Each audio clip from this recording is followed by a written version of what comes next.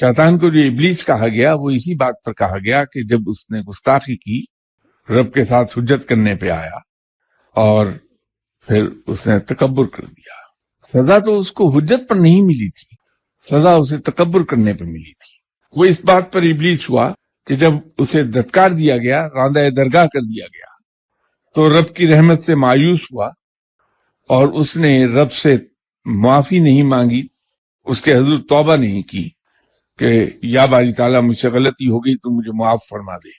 لیکن عجیب چیز ہے کہ اس دھتکارے جانے کے بعد بھی اس نے رب سے ایک دعا کر ڈالی، یا اللہ مجھے قیامت تک کی زندگی عطا کر دے۔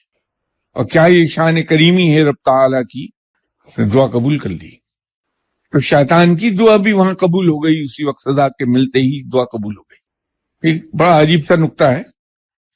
تو دعائیں تو رب نے شیطان کی بھی قبول کر لیں، تو اپنے بندوں کی کیوں نہیں قبول کرے گا؟ اور اللہ اس کی بات نہیں ٹالتا۔ فرق صرف یہ ہے کہ نیک انسان کی زندگی اپنی عمر پر رہتی ہے کہ میری عمر جو گزری آج تک، اس میں رب تعالیٰ نے میرے ساتھ کیا کیا سلوک کیا۔ تو وہ یہ دیکھتا ہے کہ اس کی زندگی کے اندر بہت کم چیزیں ایسی ہیں جو اسے مانگے سے ملی ہوں، تو جو رب اتنا مہربان ہے کہ بن مانگے سب کچھ عطا کرتا رہا ہے، اس نیک آدمی کا یہ یقین ہوتا ہے کہ اگر میں اس سے کچھ مانگوں گا تو وہ یقیناً مجھے عطا فرما دے گا۔ تو اس یقین کے ساتھ رب کے حضور دعا کرتا ہے کہ یا باری تعالیٰ، تیرا یہ بندہ میرے پاس آیا ہے، اس نے میرے اوپر یقین کیا ہے کہ میں تیرے حضور دعا کروں تو قبول فرما لے گا۔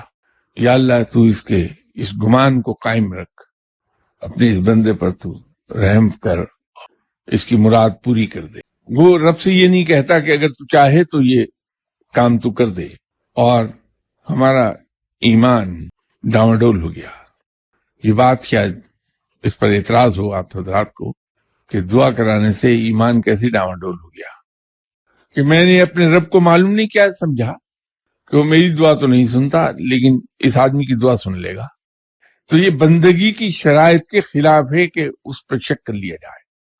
جو ہمارا رشتہ ہے اپنے رب کے ساتھ، وہ بندے کا اور آقا کا ہے۔